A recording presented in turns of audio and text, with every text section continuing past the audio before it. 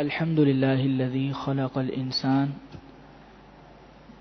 والصلاة والسلام على سيد الإنس والجان أما بعد فأعوذ بالله من الشيطان الرجيم بسم الله الرحمن الرحيم قال الله تعالى في القرآن المجيد إن الله وملائكته يصلون على النبي يا أيها الذين آمنوا صلوا عليه وسلموا تسليما اللهم صل على سيدنا ومولانا محمد معدن الجود والكرم وآله وصحبه وبارك وسلم صلاة والسلام عليك يا سيدي يا رسول اللہ. حضرت عطا سلمہ رضی اللہ تعالیٰ عنہ ایک بزرگ گزرے ہیں. منقول ہے کہ انہوں نے ایک مرتبہ اپنی محنت سے ایک کپڑا تیار کیا اور اس کپڑے کو تیار کرنے کے سلسلے میں انہوں نے اپنے فن، اپنی محنت اور اپنے ہنر کے مطابق بہت کوششیں کی. جب کپڑا تیار ہوا تو واقعتاً کپڑا بہت خوبصورت اور جاذب نظر تھا.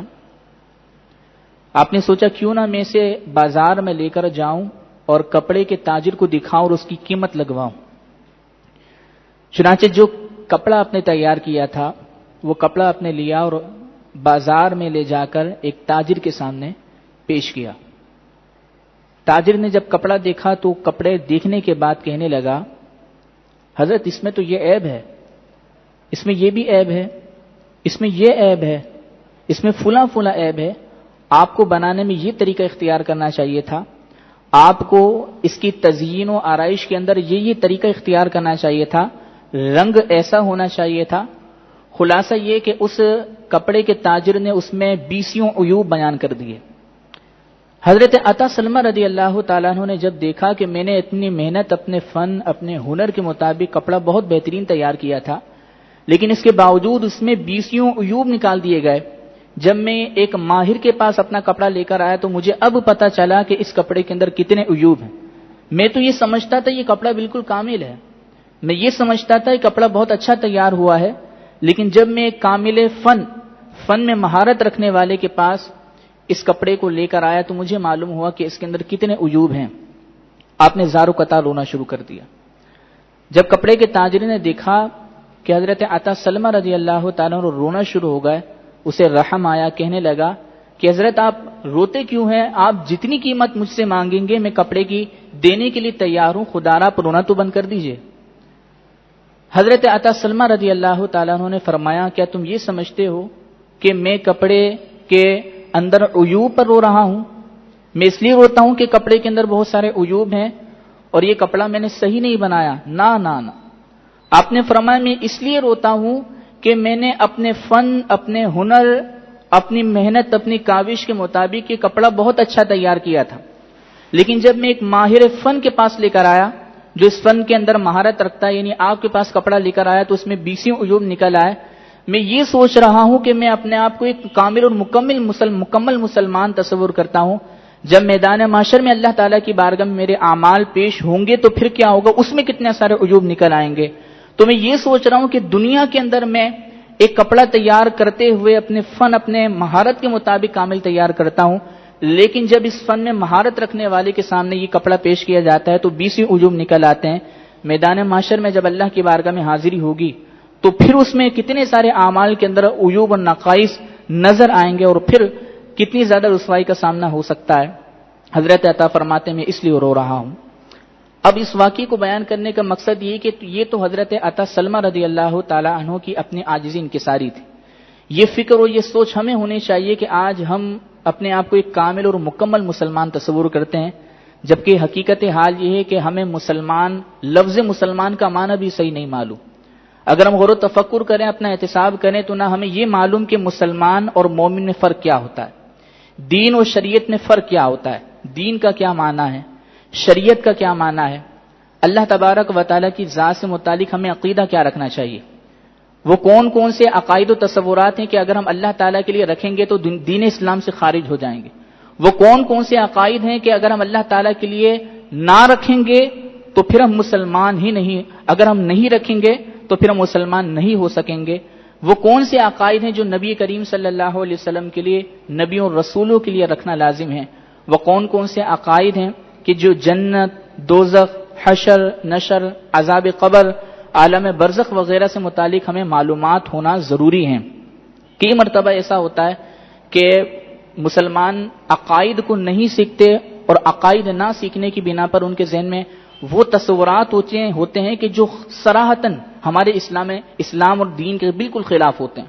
مثال کے طور پر آپ نے سنا ہوگا، بہت سے لوگوں کو سنا ہوگا کہ اوپر والے نے ہمارے ساتھ کرم نوازی کی، حالانکہ اللہ تبارک و تعالیٰ کے لیے اوپر والا کہنا اگر اس عقیدے کے ساتھ ہو کہ اللہ تعالیٰ جگہ میں موجود ہے تو یہ کفر ہے، اور یہ ہمارے معاشرے کے اندر عام ہے، اوپر والا کہہ دیا جاتا ہے۔ تو خلاصہ یہ کہ ایک مسلمان کو اللہ کی ذات سے متعلق، اللہ تعالیٰ کی صفات سے متعلق، جنت، دوزخ، حشر، نشر، ایمان، کفر، عالم برزخ وغیرہ سے متعلقہ معلومات کا حاصل کرنا یہ فرض عین ہے، یعنی ہر شخص پر لازم ہے کہ وہ اپنے ایمان کے تحفظ کے لیے ان عقائد کو سیکھے۔ یوں ہی شرعی معاملات سے متعلق عقائد کا علم سیکھنا فرض ہے۔ شرعی احکام جیسے عبادات اور معاملات، عبادات کے اندر پھر سب سے پہلا فرض نماز ہے، تو نماز سیکھنے سے پہلے پھر طہارت کے مسائل سیکھنا فرض، کہ کون کون سی چیزیں ناپاکیاں ہیں، کون کون سی چیزیں ناپاک نہیں ہیں، پھر کن ناپاکیوں کے اندر شریعت نے کچھ رعایتیں رکھی ہیں، اور کون کون سی ایسی چیزیں ہیں کہ جس میں شریعت کی طرف سے ناپاکی کی صورت میں اجازت نہیں ہے، یعنی وہ نجاست معاف نہیں ہے، پھر نجاست کی کتنی مقدار شریعت نے معاف رکھی ہے اور کتنی مقدار شریعت نے معاف نہیں رکھی، پھر کپڑا پاک کرنے کا طریقہ کیا ہے۔ تو یہ سارے کے سارے معاملات سیکھنا ہم پر لازم ہے۔ عبادات، جتنی بھی عبادت اللہ تعالیٰ نے ہم پر لازم کی ہے، نماز ہے، روزہ ہے، زکوٰۃ ہے، حج ہے، ان تمام کے تمام مسائل کا سیکھنا ہر مسلمان پر لازم ہے۔ پھر اگر مسلمان شادی شدہ ہوتا ہے تو شادی شدہ ہونے کے بعد نکاح سے متعلق مسائل کا علم سیکھنا، طلاق سے متعلق، اور طلاق سے متعلق مسائل سیکھنا اتنا ضروری ہے۔ آج ہمارے یہاں پر طلاق کے جو مسائل عموماً ہمارے سامنے نظر آ رہے ہیں، صدور پذیر ہو رہے ہیں، اس کی بنیادی وجہ یہی ہے کہ ہمارے بہت سے مسلمان بھائیوں نے طلاق کے مسائل سیکھے ہی نہیں۔ کئی مرتبہ میں خود مسجد کے اندر امامت کرتا ہوں تو مجھے معلوم ہے بہت سے ایسے مسائل آتے ہیں کہ 3 طلاقیں ہونے کے بعد وہ صاحب آتے ہیں اور مسئلہ پوچھ رہے ہوتے ہیں کہ حضرت اس میں اب کچھ رعایت نکل سکتی ہے۔ تو 3 طلاقیں ہونے کے بعد پھر ان کو سمجھایا جاتا ہے کہ آپ نے پہلے طلاق کے مسائل سیکھے کیوں نہیں؟ اگر آپ پہلے سے طلاق کے مسائل سیکھ لیتے، بالفرض ایسی کوئی صورت تھی کہ آپ کو طلاق دینی تھی، شریعت نے 3 طلاقیں دینے سے تو ویسے ہی منع کیا، بالفرض کوئی ایسی صورت تھی کہ آپ کو طلاق دینی ہی تھی تو پھر آپ کو 1 طلاق دینی تھی، وہ بھی شریعت کے مطابق۔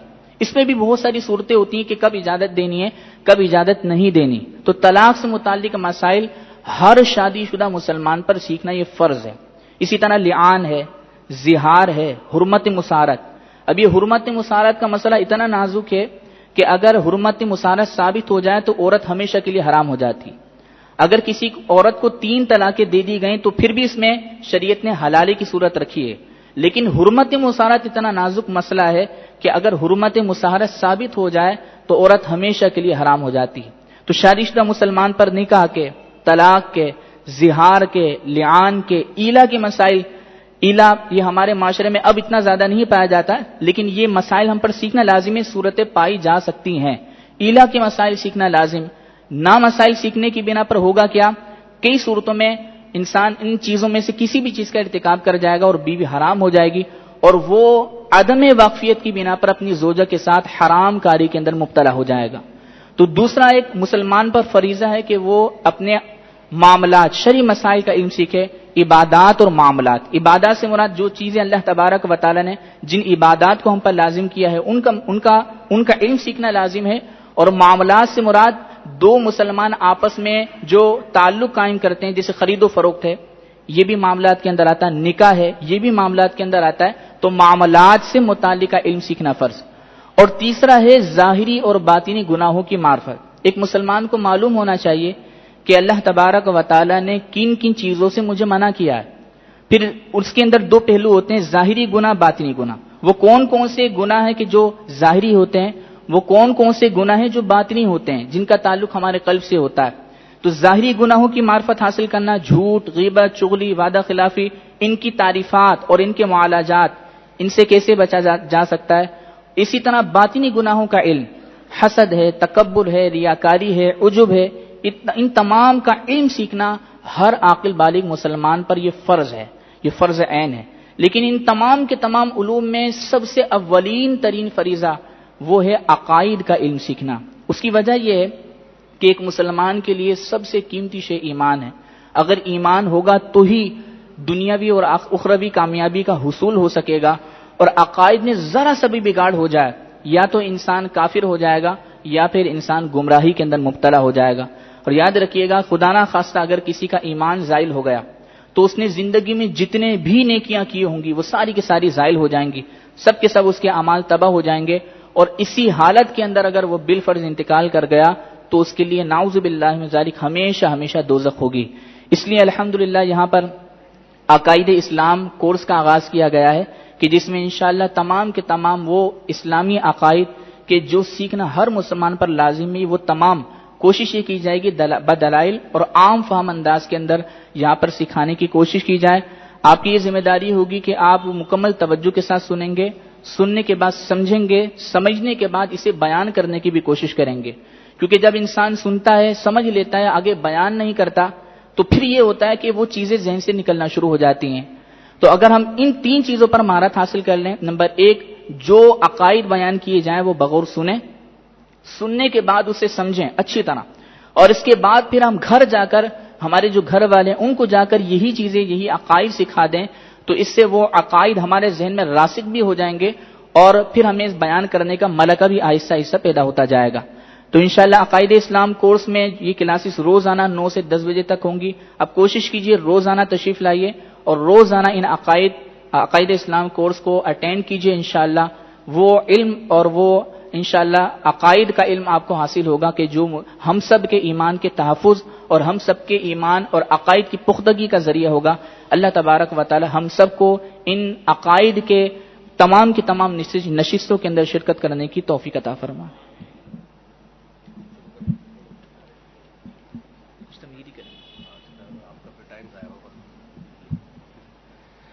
بسم اللہ الرحمن الرحیم.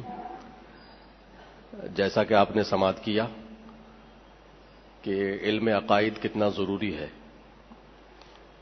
عمل کا جہاں تک معاملہ ہے، اگر اس میں ہم کوتاہی کریں گے تو جتنی کوتاہی ہوگی اتنی سزا بھگت کر پھر انشاءاللہ جنت میں داخلہ نصیب ہوگا.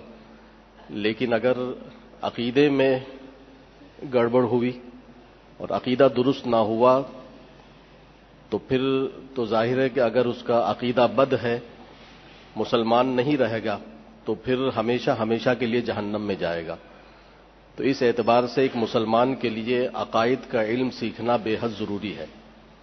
ویسے تو آپ جانتے ہیں کہ جیسا کہ فرمایا گیا کہ حدیث شریف میں کہ ہر مسلمان مرد عورت پر علم دین سیکھنا فرض ہے. تو ہر عورت اور ہر مرد، بچے اور بوڑھے پر کون کون سا علم کب فرض ہوتا ہے؟ مثال کے طور پر اگر کوئی نابالغ ہے، بچہ ہے، تو اس وقت اس پر نماز، طہارت، ان کے مسائل کا سیکھنا فرض نہیں. لیکن جیسے بلوغت کے قریب ہوگا تو ان مسائل کا سیکھنا اس پر ضروری ہو جائے گا. آپ میں سے، ہم میں سے کوئی شخص اگر کاروبار نہیں کرتا تو کاروبار کے جو مسائل ہیں ان کا سیکھنا اس پر اس وقت فرض نہیں ہوا، لیکن جیسے ہی وہ کاروبار کرنے لگے گا تو یہ علم حاصل کرنا اس پر فرض ہو جائے گا. تو عقیدہ یہ تو ہم میں سے ہر شخص کا درست ہونا چاہیے. تو اس لیے عقائد کا علم بے حد ضروری ہے اور اس کی بنیاد جو ہے، اس کی اہمیت جو ہے وہ بنیاد کی طرح ہے. پہلے بھی ہم نے عرض کیا تھا کہ عقیدے کی مثال ایسی ہے جیسے کسی عمارت کی بنیاد، اور عمل کی مثال ایسی ہے جیسے کہ اس پر تعمیر ہونے والی عمارت. تو اگر بنیاد درست نہیں ہوگی تو اس پر عمارت صحیح طریقے سے تعمیر ہی نہیں ہو سکے گی. تو اس اعتبار سے عقیدے کا علم بے حد ضروری ہے.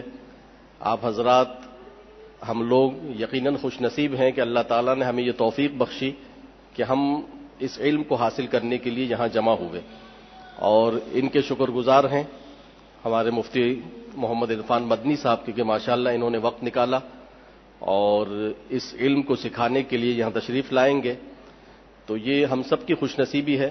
کوشش کریں، شیطان تو ضرور بہکائے گا کہ آج فلاں وقت کہیں اور جانا ہے، کچھ اور کام ہو جائے گا، لیکن یہ موقع اچھا ہے، اس میں آپ اپنا وقت دے کر اس علم کو سیکھیں. انشاءاللہ اس علم کو اگر آپ سیکھ لیں گے تو اس میں آپ کی بھی بھلائی ہے اور آپ کے اہل خانہ اور جو آپ کے احباب ہیں ان کی بھی بھلائی ہے، کہ اگر آپ اسے یاد رکھ کر اپنے اہل خانہ اپنے احباب کی رہنمائی کریں گے تو آپ ان کے عقیدے کی درستگی کا بھی سبب بنیں گے.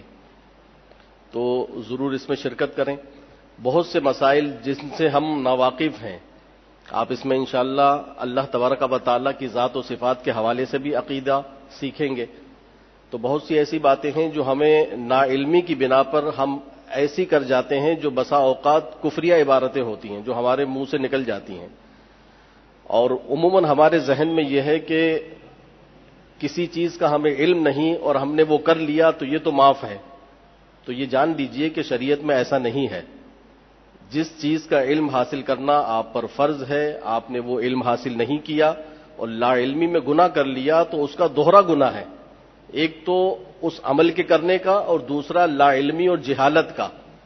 اور جہالت جو ہے وہ ایک مستقل گناہ ہے. تو اس علم کو حاصل کیجئے اور اس میں انشاءاللہ آپ کی تسلی و تشفی کرائی جائے گی. کچھ جو آپ کے سوالات ہوں گے انشاءاللہ اس کے بھی جوابات دیے جائیں گے. لیکن پہلے جو بتایا جائے اسے کوشش کریں کہ اسے یاد کر لیں، اسے آپ حفظ کر لیں، رٹ لیں. اور مولانا نے اچھا طریقہ بتایا کہ جو آپ سیکھیں گے جو پڑھیں گے اسے آگے بھی بیان کریں تو اس سے اور باتیں ذہن نشین ہو جاتی ہیں. تو انشاءاللہ زیادہ وقت میں آپ کا نہیں لیتا، آپ کا کورس کا آج ہی انشاءاللہ آغاز ہوتا ہے.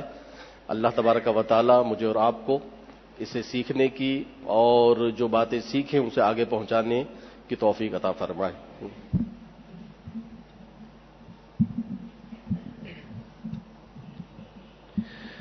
بسم اللہ الرحمن الرحیم.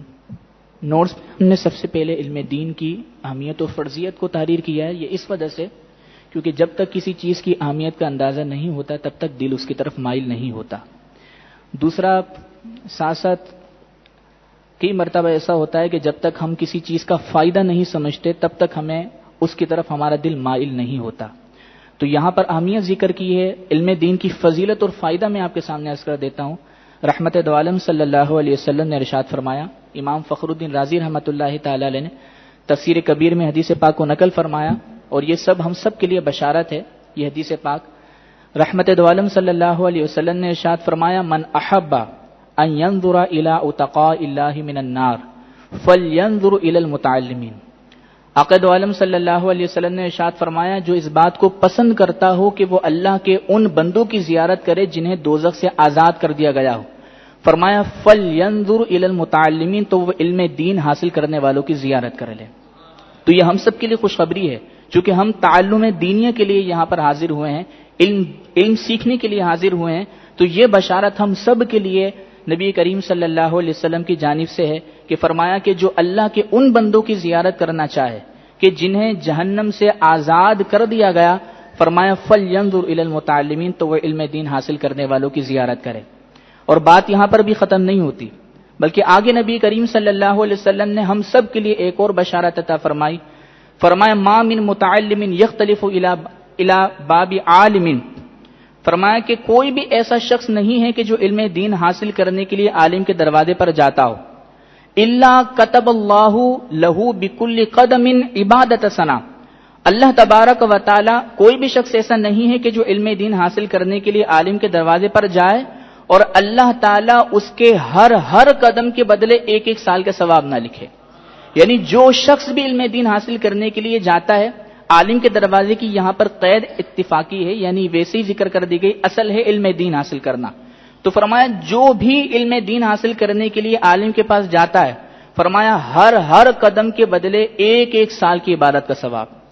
اب جہاں سے بھی ہم تشریف لائیں، جہاں سے بھی حاضر ہوئے ہیں، وہاں سے لے کر یہاں تک اگر ہم قدم اگر شمار کرنا شروع کر دیں تو 100 سے زائد ہی قدم بن جائیں گے. اگر کسی شخص نے علم دین حاصل کرنے کے لیے 100 قدم چل لیے تو گویا کہ وہ 100 سال کی عبادت کے ثواب کا مستحق ہو گیا. بات یہاں پر بھی ختم نہیں ہوتی. آگے نبی کریم صلی اللہ علیہ وسلم نے ارشاد فرمایا کہ جب وہ شخص علم دین حاصل کرنے کے لیے نکلتا ہے تو زمین اس کے لیے بخشش و مغفرت کی دعائیں کرتی ہے.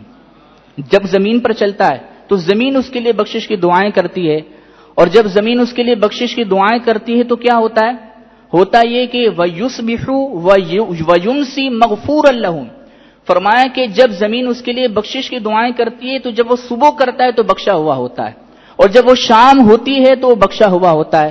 صبح کرے گا تو بھی بخشا ہوا، شام کرے گا تو بھی بخشا ہوا. بات یہاں پر بھی ختم نہیں ہوتی.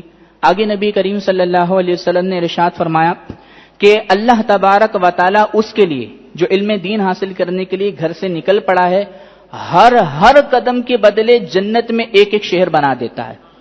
ایک ایک شہر ایک ایک قدم پر اللہ تبارک و تعالی اس کے لیے بنانے کا حکم جاری فرما دیتا ہے. اور بات یہاں پر بھی ختم نہیں ہوتی. نبی کریم صلی اللہ علیہ وسلم نے فرمایا میں محمد صلی اللہ علیہ وسلم نے یہ خوشخبری تمہیں سنا دی، لیکن سنو فرشتے بھی گواہی دیتے ہیں.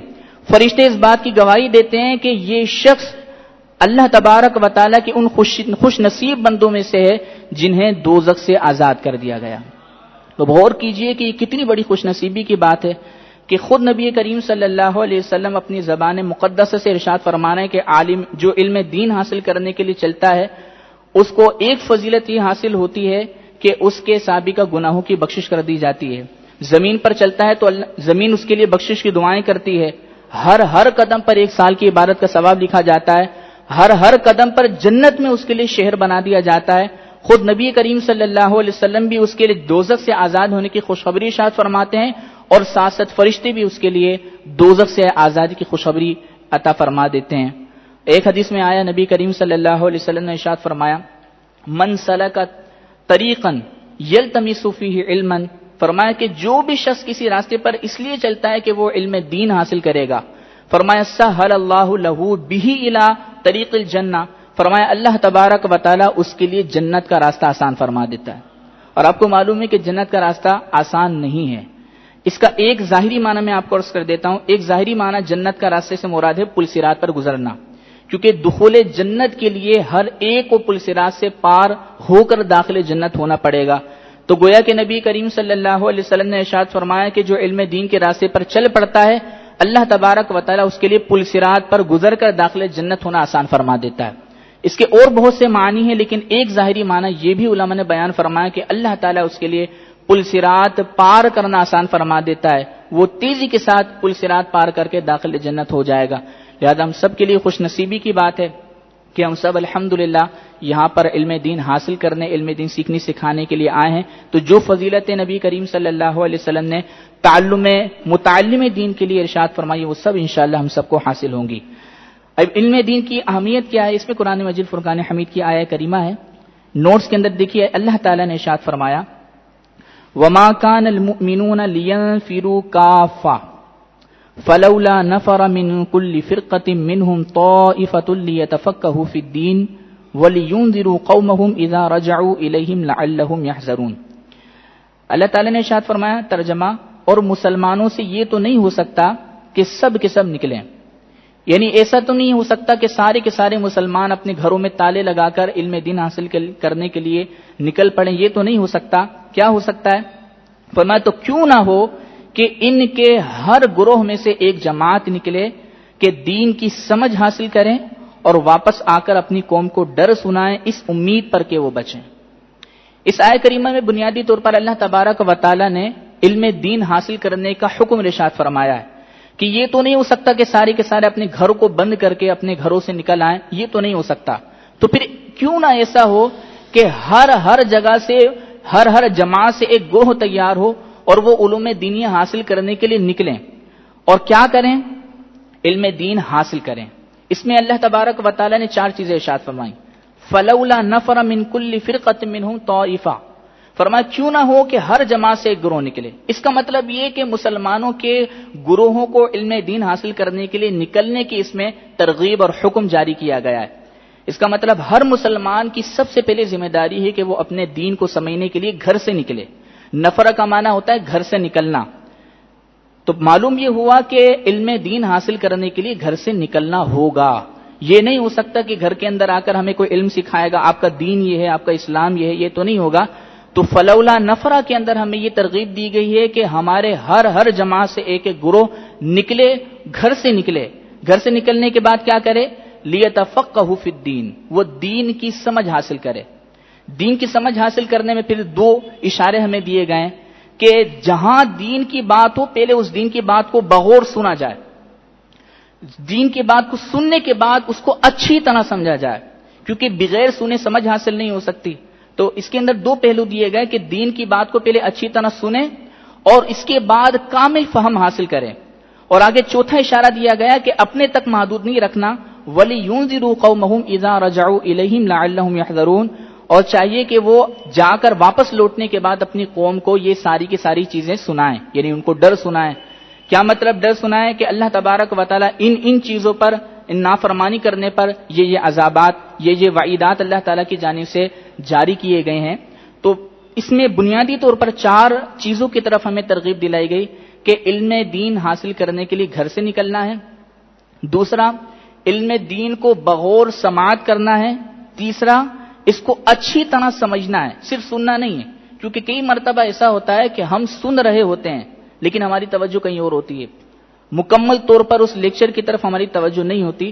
تو سننا ہے، سننے کے بعد کامل فہم حاصل کرنا ہے، اور اس کے بعد گھر جا کر اپنی قوم میں، اپنے رشتہ داروں میں، اپنے گھر والوں کو ان عقائد، ان علوم کو جا کر سمجھانا ہے۔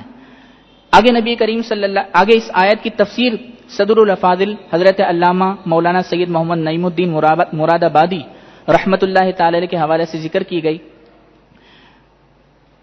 دیکھیں نوٹس میں لکھا ہے، صدر الافاضل حضرت علامہ مولانا سید محمد نعیم الدین مراد آبادی رحمت اللہ تعالی علیہ ذکر کردہ آیت کے تحت فرماتے ہیں، اس آیت سے چند مسائل معلوم ہوئے۔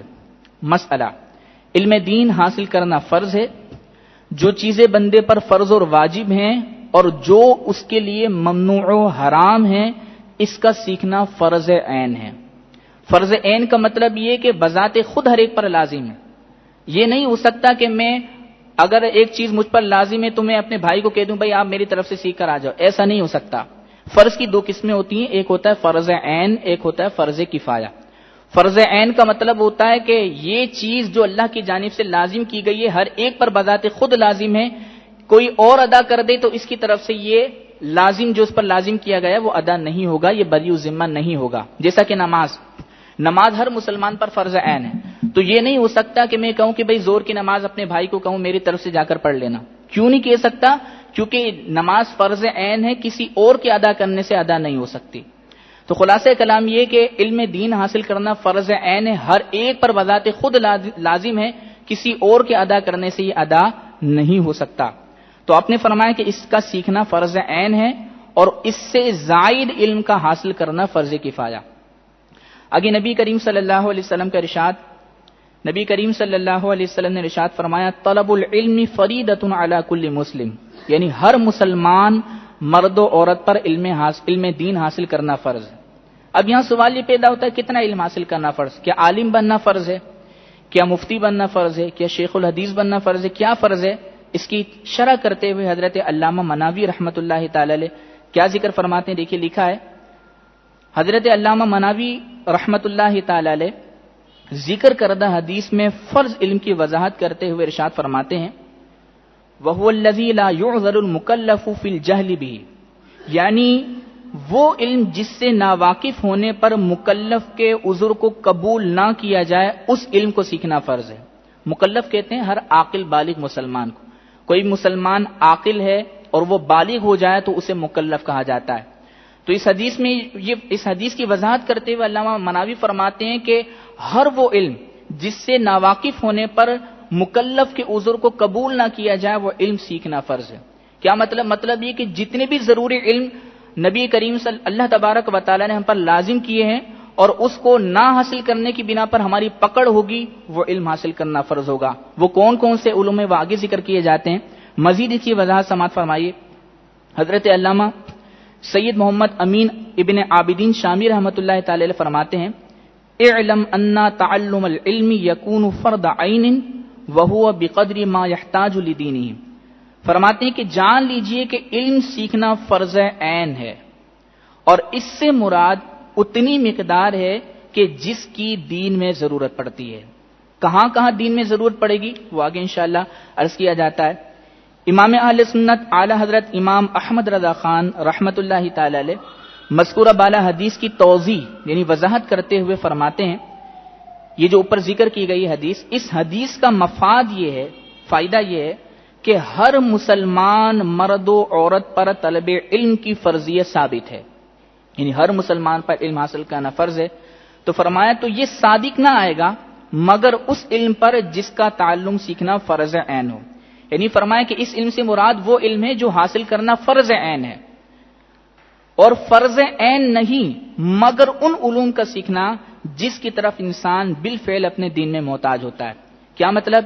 یعنی اپنے ایمان، اپنے عقائد و اعمال کی درستی اور اپنی ظاہری اور باطنی پاکیزگی کے لیے جن جن علوم کا سیکھنا ضروری ہے، یہ علوم دینیہ سیکھنا ہر مسلمان پر لازم ہے۔ اب نوٹس میں دیکھیے لکھا ہے، معلوم یہ ہوا کہ ہر عاقل بالغ مسلمان پر وہ تمام کے تمام ضروری علوم سیکھنا لازم قرار دیا گیا ہے جس کی طرف وہ اپنے دین میں محتاج ہوتا ہے۔ علماء اسلام نے ان ضروری علوم کو 3 اقسام میں ذکر فرمایا، یعنی جو ہر عاقل بالغ مسلمان پر علم سیکھنا ضروری ہے ان کی 3 قسمیں ہوں گی۔ نمبر 1 علم عقائد و کلام، نمبر 2 علم فقہ، اور نمبر 3 علم تصوف۔ اب ان تینوں علوم کی تھوڑی تھوڑی سی وضاحت سماعت کر لیجئے۔ اس میں لکھا ہے علم عقائد۔ علم عقائد سے کیا مراد ہے؟ دیکھیے اس میں لکھا ہے تحفظ ایمان کے لیے مسلمان پر اولین اور اہم ترین فریضہ علم عقائد کا سیکھنا ہے۔ چنانچہ اعلی حضرت امام احمد رضا خان علیہ رحمت الرحمن فرماتے ہیں، جن کے اعتقاد سے آدمی سنی المذہب ہوتا ہے، جن پر یقین رکھنے سے، اعتقاد سے مراد یقین، جن کے اعتقاد سے آدمی سنی المذہب ہوتا ہے اور انکار و مخالفت سے کافر یا بدعتی ہو جاتا ہے، والعیاذ باللہ، سب میں پہلا فرض آدمی پر اسی کا تعلم یعنی سیکھنا ہے، اور اسی کے طرف احتیاج میں سب یکساں ہیں، یعنی اس کی طرف محتاج ہونے میں، اس کو سیکھنے کے سلسلے میں محتاج ہونے میں سب برابر ہیں۔ تو اس کا مطلب یہ کہ ہر مسلمان پر سب سے پہلے اپنے عقائد کا علم سیکھنا فرض ہے۔ عقائد کی ایک مثال آپ یوں بھی سمجھ سکتے ہیں، عقائد اور عمل کے اندر اگر آپ سمجھنا چاہیں کہ عقائد اور عمل کی کیا حیثیت ہے تو اس کو آپ یوں سمجھ سکتے ہیں کہ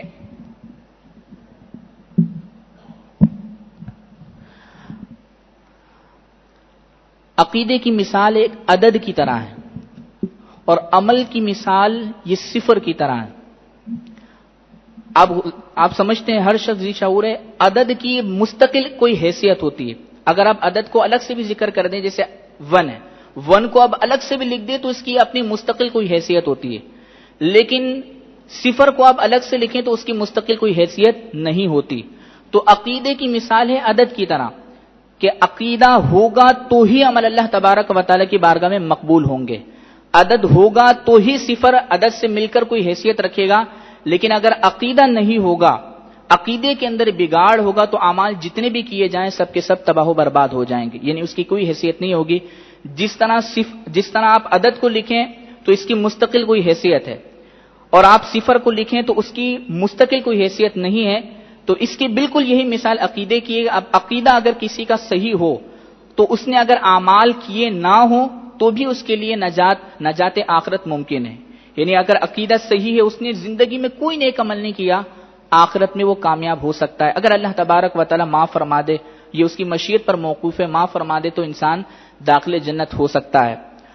لیکن اگر اعمال انسان زندگی بھر کیے جائے اور عقیدے کے اندر بگاڑ ہو تو پھر اس کے اعمال اللہ کی بارگاہ میں مقبول نہیں ہوں گے۔ جس طرح 0 کو آپ علیحدہ لکھ دیں اور اس کے ساتھ کوئی عدد نہ ہو تو آپ 1 2 3 4 کتنی ساری 0 لگا دیں، 0 0 0، کوئی حیثیت نہیں جب تک کہ اس کے ساتھ عدد ذکر نہ کیا جائے۔ آپ عدد ذکر کریں اور اس کے ساتھ 0 لگا دیں تو 1 کے ساتھ 1 0 لگائیں، 1 عدد کے ساتھ 1 0 لگائیں تو بن جائے گا 10، 2 لگائیں 100، 3 لگائیں 1000۔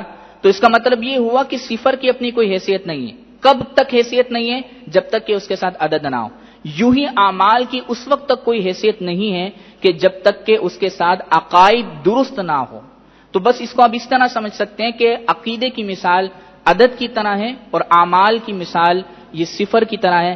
عقیدہ درست ہوگا تو ہی اعمال اللہ کی بارگاہ میں مقبول ہوں گے، عقیدہ درست نہیں ہوگا تو اعمال مقبول نہیں ہوں گے۔ جس طرح کہ آپ عدد لکھیں اور اس کے ساتھ 0 نہ لگائیں تو پھر عدد کی کوئی نہ کوئی حیثیت ہوتی ہے، لیکن اگر آپ عدد ہٹا دیں اور صفر کتنے سارے لگاتے جائیں تو صفر کی کوئی حیثیت نہیں ہوتی۔ بالکل اسی طرح عقیدہ درست ہوگا تو آپ کے اعمال سارے کے سارے مقبول ہوتے جائیں گے، لیکن عقیدہ درست نہیں ہوگا، عقیدے کو ہٹا دیں، اعمال ساری زندگی کرتے جائیں، وہ مقبول نہیں ہوں گے۔ اس لیے عقیدے کو سب سے زیادہ اہمیت دی جاتی ہے۔ تو معلوم یہ ہوا کہ سب سے پہلا فرض ہے مسلمان پر عقیدہ سیکھنا۔ دوسرا علم فقہ۔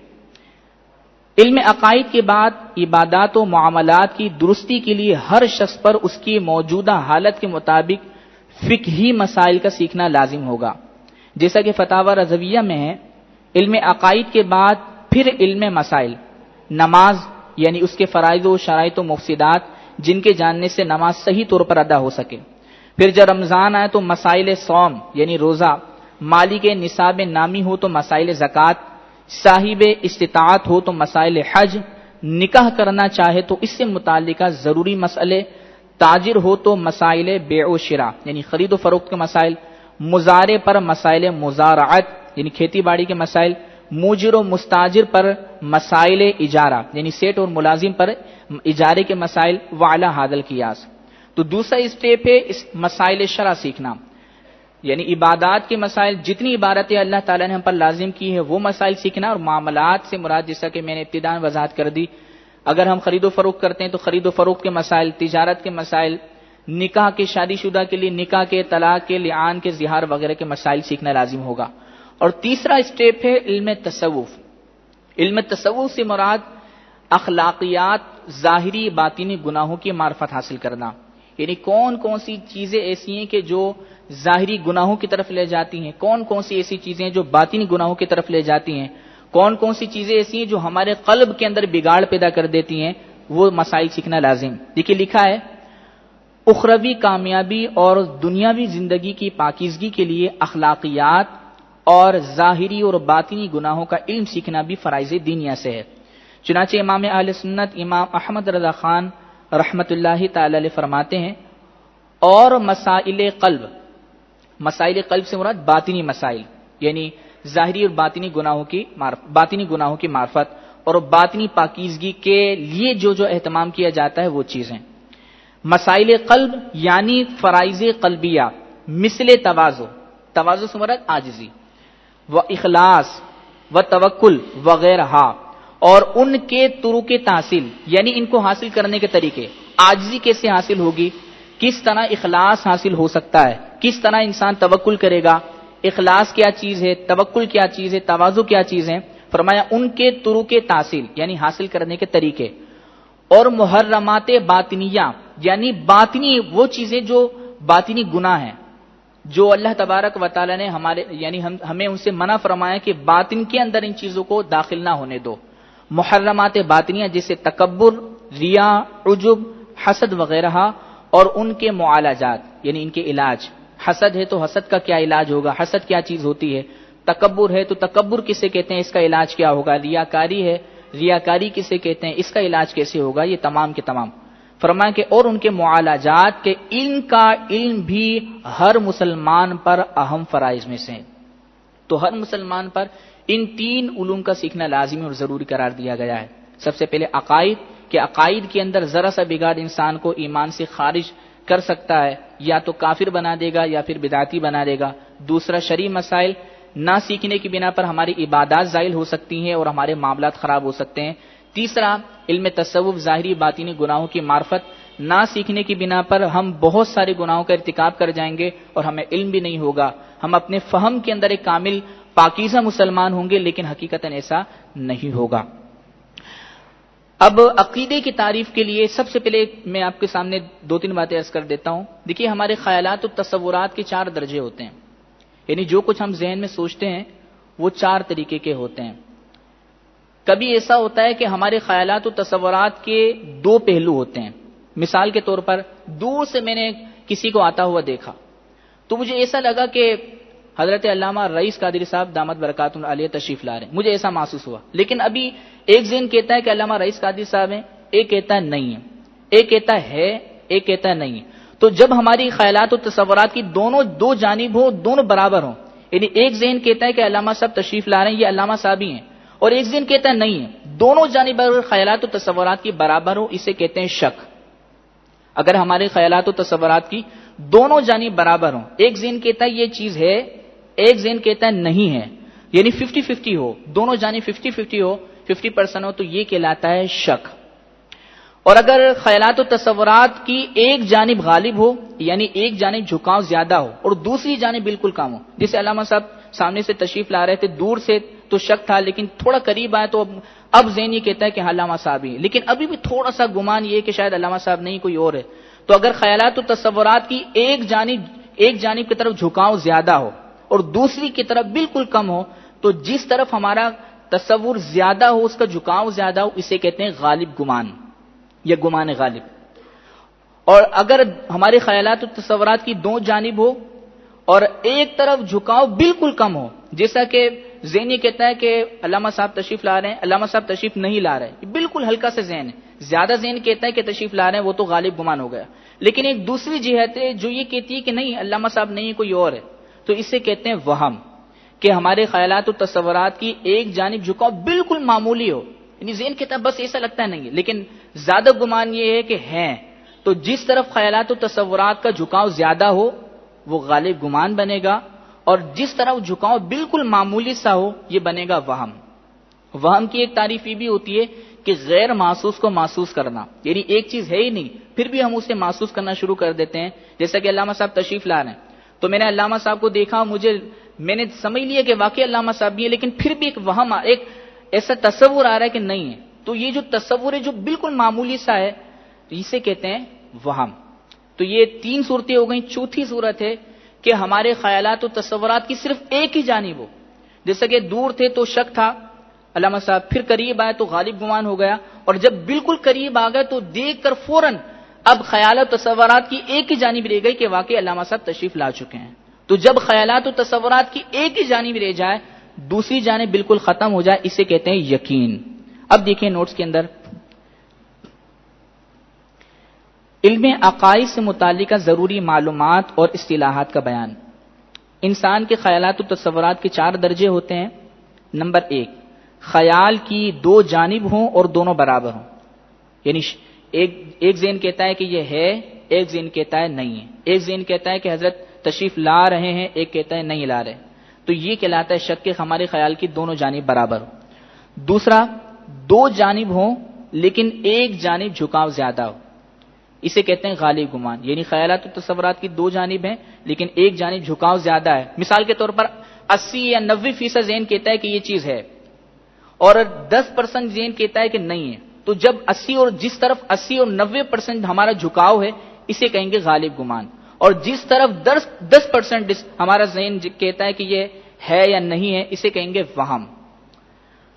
تو دونوں جانب ہوں لیکن ایک جانب جھکاؤ زیادہ ہو اسے غالب گمان کہہ دیتے ہیں. 2 جانب ہو لیکن ایک جانب جھکاؤ بالکل معمولی سا ہو، یعنی 10% ہمارا ذہن کہتا ہے کہ یہ ہے، اسے کہیں گے وہم.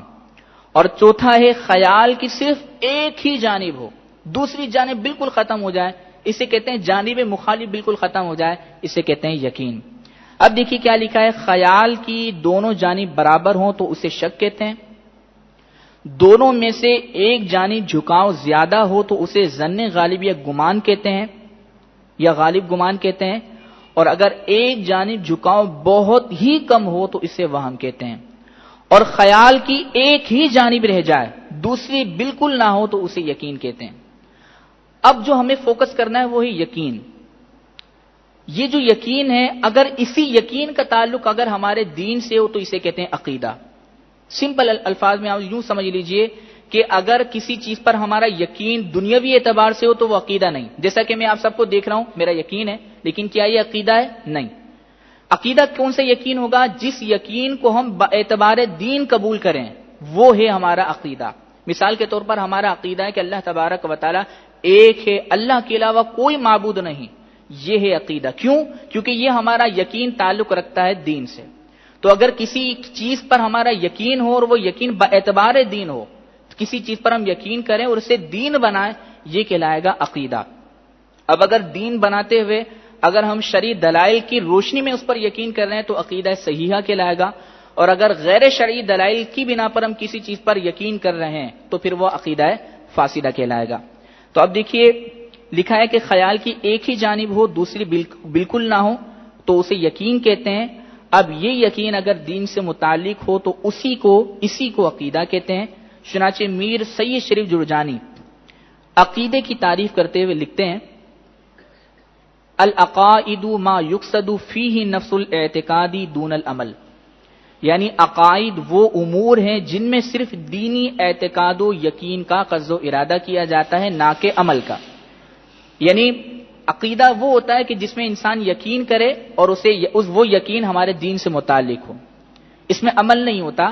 یقینی سی بات ہے ہمارا یقین اللہ تبارک و تعالی موجود ہے تو اس میں کسی عمل کرنے کی ضرورت تو نہیں۔ اللہ تعالیٰ واجب الوجود ہے، اس میں عمل کرنے کی ضرورت تو نہیں۔ نبی کریم صلی اللہ علیہ وسلم آخری نبی ہیں، سرکار علیہ السلام کے بعد آخری نبی ہو ہی نہیں سکتا، یہ یقین ہے، تو اس میں کچھ کرنے کی ضرورت تو نہیں۔ تو عقیدے کا تعلق ہوتا ہے دل سے اور عمل کا تعلق ہوتا ہے ہمارے اعضائے بدن سے۔ تو اس لیے آپ نے فرمایا کہ عقائد وہ امور ہیں جن میں صرف دینی اعتقاد و یقین کا قصد و ارادہ کیا جاتا ہے۔ اعتقاد کا معنی بھی یقینی ہوتا ہے، تو فرمایا کہ جس میں صرف دینی اعتقاد و یقین کا ارادہ کیا جائے وہ عقیدہ ہے، نہ کہ عمل کا۔ اب یہ جو عقائد ہوتے ہیں ان کی دو قسمیں ہوتی ہیں، عقائد اسلام اور عقائد اہل سنت۔ دیکھیے اس میں لکھا ہے عقائد کی دو قسمیں ہیں، عقائد اسلام اور عقائد اہل سنت۔ عقائد اسلام کا مطلب یہ ہے کہ وہ نظریات کے جن پر ہم یقین کریں تو ہی مسلمان کہلائیں گے، اور اگر ان پر ہم یقین نہ کریں تو اسلام کے اندر داخلے نہیں ہوں گے۔ مثال کے طور پر اللہ تبارک و تعالیٰ کا موجود ہونا، اب ہم یقین کریں گے کہ اللہ تبارک و تعالیٰ موجود ہے تو ہی مسلمان ہوں گے، تو یہ عقیدہ اسلام کہلائے گا۔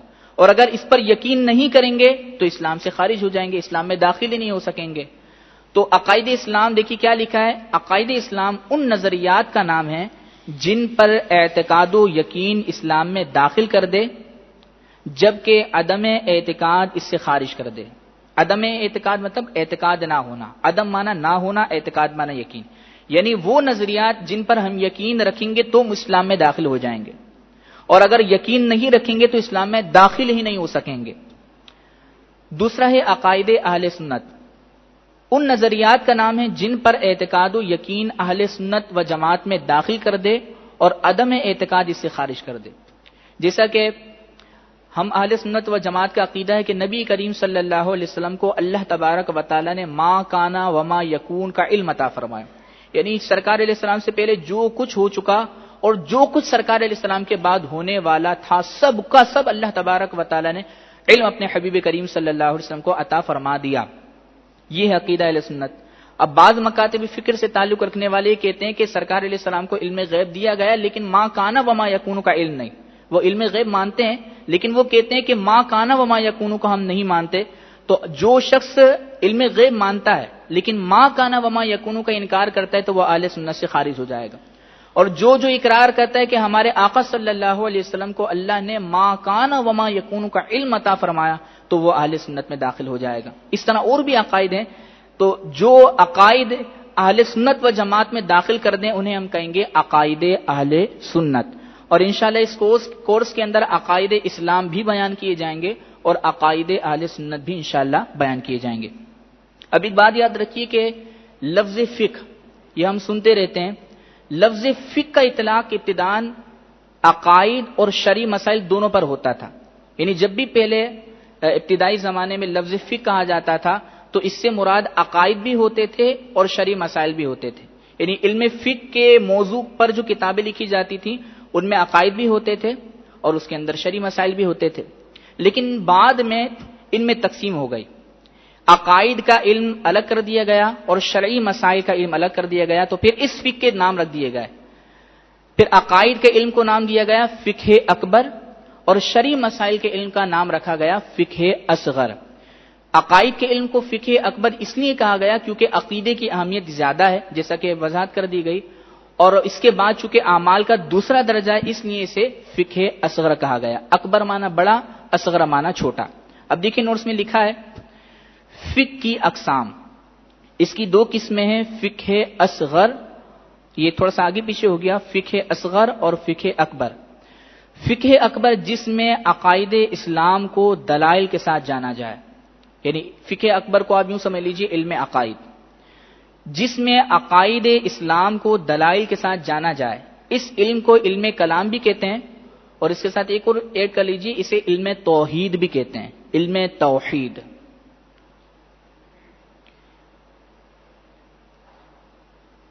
جس میں عقائد اسلام کو دلائل کے ساتھ جانا جائے، اس علم کو علم کلام کہتے ہیں اور علم توحید بھی کہا جاتا ہے، اور اس سے وابستہ علماء کو علماء متکلمین کہتے ہیں، یعنی وہ علماء کہ جنہوں نے اپنی زندگیاں علم عقائد کے بیان کے سلسلے میں وقف کر دی، جنہوں نے علم کلام میں بہت کلام کیا اور علم عقائد کو بیان کرنے کے لیے اور بد مذہبوں کا رد کرنے کے لیے پوری زندگیاں وقف کر دی اور اس میں انہوں نے مہارت حاصل کی، تو وہ علماء متکلمین کہلائے۔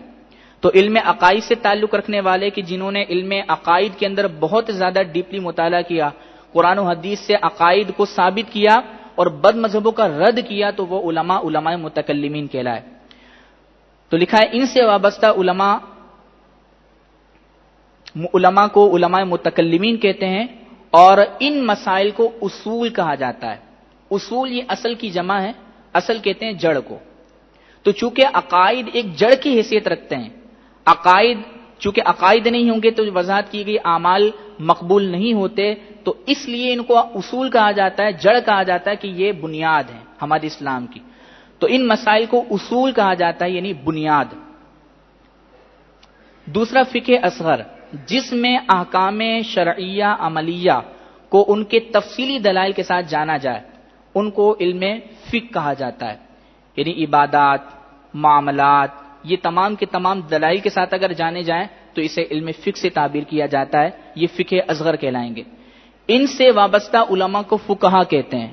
یہ وہ علماء ہوتے ہیں کہ جنہوں نے فقہ بیان کرنے کے سلسلے میں اپنی زندگیوں کو وقف کیا اور ایک عرصے تک، زندگی کے ایک عرصے میں انہوں نے شرعی مسائل کو ثابت کرنے کے لیے دلائل جمع کیے اور ایک زندگی کا حصہ فقہ کو بیان کرنے میں گزارا اور فقہ میں مہارت حاصل کرتے رہے، یہ علماء فقہا کہلاتے ہیں۔ اور یہ جو مسائل ہوتے ہیں ان کو فروع کہتے ہیں۔ فروع یہ فرع کی جمع ہے، فرع کہتے ہیں شاخ، فروع مانا شاخ۔ تو چونکہ عقائد جڑ ہوتے ہیں اور اس کے بعد جو مسائل ہوتے ہیں، یہ عقائد کے بعد یعنی جو عقائد ہوتے ہیں وہ جڑ کی حیثیت رکھتے ہیں، تو یقینی سی بات ہے جب جڑ کے بعد درخت بنتا ہے تو اس کی شاخیں ہوتی ہیں، تو اعمال کی شرعی مسائل کی وہی حیثیت ہے کہ جو شاخوں کی ہوتی ہے۔ تو ان مسائل کو فروع سے تعبیر کیا جاتا ہے۔ تو یوں فقہ کی دو اقسام ہو گئی، فقہ اصغر، فقہ اکبر۔ فقہ اصغر شرعی مسائل کو کہتے ہیں اور فقہ اکبر یہ علم عقائد کو کہتے ہیں۔ اب دیکھیے لکھا ہے کہ دلائل عقائد 4 ہیں، یعنی عقیدہ جب بھی ثابت ہوگا تو ان 4 دلائل میں سے ہی کسی سے ثابت ہوگا۔ عقیدہ ایسا نہیں ہوتا کہ کوئی بھی شخص اٹھ کر کہے کہ میرا یہ عقیدہ ہے، اس کو تسلیم کر لیا جائے، یوں نہیں ہوتا، بلکہ عقائد یہ دلائل سے ہی ثابت ہو سکتے ہیں۔ بغیر دلائل کے اگر کوئی عقیدہ ثابت کرنے کی کوشش کرے گا یا تو پھر وہ کافر ہو جائے گا یا گمراہ ہو جائے گا۔ تو شرعی دلائل عقائد کو ثابت کرنے کے لیے 4 ہیں۔ نمبر 1 قرآن، نمبر 2 حدیث، نمبر 3 عقل سلیم، اور نمبر 4 سواد اعظم۔ عقل کہتے ہیں ایک نور کو، اللہ تبارک و تعالی نے ہر انسان میں ایک ایسا نور رکھا ہے کہ جو صحیح غلط، باطل حق، گندگی صفائی وغیرہ کو امتیاز کرتا ہے، یعنی ہمیں بتاتا ہے کہ یہ صحیح ہے یہ غلط، یہ گندگی ہے یہ صفائی ہے، یہ حق ہے یہ باطل ہے، یہ جو ہمیں رہنمائی کرتا ہے یہ اللہ تبارک و تعالی نے رکھا ہوا ایک نور، اللہ کا عطا کیا ہوا ایک نور ہے جسے عقل سے تعبیر کرتے ہیں۔ تو عقل در حقیقت ایک نور ہے جو ہمیں صحیح غلط، گندگی صفائی، سچائی برائی، ہر چیز سے متعلق ہمیں رہنمائی کر رہا ہوتا ہے، اسے کہتے ہیں عقل۔ اب اس کے ٹھکانے کے بارے میں اختلاف ہے۔ امام اعظم ابو حنیفہ رضی اللہ تعالیٰ عنہ فرماتے ہیں کہ عقل جو نور ہے، یہ نور اللہ تبارک و تعالیٰ نے ہمارے ذہن میں رکھا ہے، یعنی یہاں رکھا ہے۔ اور امام شافعی رحمۃ اللہ تعالی علیہ فرماتے ہیں کہ یہ نور عقل اللہ نے دل میں رکھا ہے۔ اب امام اعظم یہ دلیل دیتے ہیں کہ یہ عقل، نور عقل جو ہے وہ ذہن میں، اس کی دلیل یہ ہے کہ اگر ذہن پر چوٹ لگ جائے تو انسان پاگل ہو جاتا ہے، اس کا ذہن متاثر ہو جاتا ہے۔ اس کا مطلب یہ ہوا کہ یہ نور عقل اللہ نے ہمارے ذہن میں رکھا ہے۔ امام شافعی کے اپنے دلائل ہیں، تو خلاصہ کلام یہ کہ عقل ایک ایسا نور ہوتا ہے کہ جو حق، باطل، صحیح، غلط، اچھائی، برائی، گندگی، صفائی میں ہمیں امتیاز کرنے کی صلاحیت دیتا ہے۔ اور سلیم سے مراد ہے سلامت والے، یعنی بغض و عناد، بد عقیدگی سے پاک اور صاف جو عقل ہوگی وہ عقل سلیم ہوگی۔ اب یہ یاد رکھیے کہ عقل سلیم سے ہر ایک عقیدہ ثابت نہیں کر سکتا، بلکہ یہ خواص علماء ہوتے ہیں جو ثابت کر سکتے ہیں، اور یہ ثابت کر دیے گئے ہیں۔ تو عقل سلیم سے ایسا نہیں ہو سکتا کوئی بھی شخص اٹھے اور کہے کہ میں یہ عقیدہ ثابت کروں گا، یوں نہیں ہو سکتا، بلکہ یہ خواص ثابت کرتے ہیں، اور اس میں بھی علماء کا اجماع ہوتا ہے، تب جا کر وہ عقیدہ بنتا ہے۔ تو تیسری دلیل ہے عقل سلیم، اور چوتھی دلیل ہے سواد اعظم۔ سواد اعظم سے مراد مسلمانوں کی بڑی جماعت۔ اس کا مطلب یہ کہ مسلمانوں کی بڑی جماعت اگر کسی عقیدے پر متفق ہو جائیں تو یہ دلیل حق ہے، یعنی جو عقیدہ مسلمانوں کی بڑی جماعت نے اختیار کیا ہے وہ عقیدہ بالکل صحیح ہوگا۔ دلیل کیا ہے، وجہ کیا ہے؟ نبی کریم صلی اللہ علیہ وسلم نے ارشاد فرمایا لا یجمع اللہ ھذا الامۃ علی الضلالۃ ابدا، فرمایا کہ اللہ تعالیٰ اس امت کو کبھی بھی گمراہی پر جمع نہیں فرمائے گا۔ اس کا مطلب یہ کہ جہاں اکثریت ہوگی، جہاں مسلمانوں کی بڑی جماعت ہوگی، وہ کبھی گمراہی پر جمع نہیں ہو سکتی۔ اس سے ثابت ہوا کہ جو مسلمانوں کی بڑی جماعت کسی عقیدے پر متفق ہو جائے وہ حق ہوگا۔ آگے سرکار علیہ السلام نے فرمایا کہ یہ بات اس لیے ہے کہ ید اللہ علی الجماع، اللہ تبارک و تعالیٰ کا دست رحمت جماعت پر ہی ہے۔ جہاں بڑی جماعت ہوگی، اکثریت ہوگی، وہاں اللہ تبارک و تعالیٰ کی تائید ہوگی۔ اور فرمایا اسی لیے فاتبعوا سواد الاعظم، تم بڑی جماعت کی پیروی کرو۔ تو اس سے ثابت ہوا کہ جہاں بڑی جماعت ہوگی وہاں عقائد حق ہوں گے، وہیں صحیح عقائد ہوں گے، اور جہاں بڑی جماعت نہیں ہوگی تو وہاں پر عقائد حق نہیں ہوں گے۔ تو عقائد 4 دلائل سے ثابت ہوتے ہیں: قرآن، حدیث، عقل سلیم اور سواد اعظم۔ امام اعظم، امام اہل سنت امام احمد رضا خان علیہ رحمۃ الرحمن نے بھی وضاحت فرمائی، دیکھیے لکھا ہے امام اہل سنت امام احمد رضا خان رحمۃ اللہ تعالی علیہ فرماتے ہیں جس طرح فقہ میں 4 اصول ہیں، یعنی 4 دلائل ہیں، کتاب، سنت، اجماع، قیاس، یعنی شرعی مسائل کو ثابت کرنے کے لیے بھی 4 دلیلیں ہوتی ہیں۔